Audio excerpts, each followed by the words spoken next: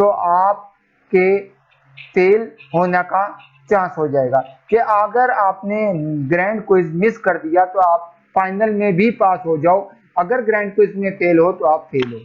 तो इसलिए कोशिश करें कि आपके ग्रैंड क्विज में अच्छे नंबर आए, और ज़्यादा से ज़्यादा नंबर लेने के लिए आप ज़्यादा से ज़्यादा बुक्स की स्टडी करें और उसको डीपली देखें, और अपने मुतलका जो भी टॉपिक्स हैं उसको अच्छी तरीके से देखिए। और इसमें एक ख़ास चीज़ ये बताता हूँ कि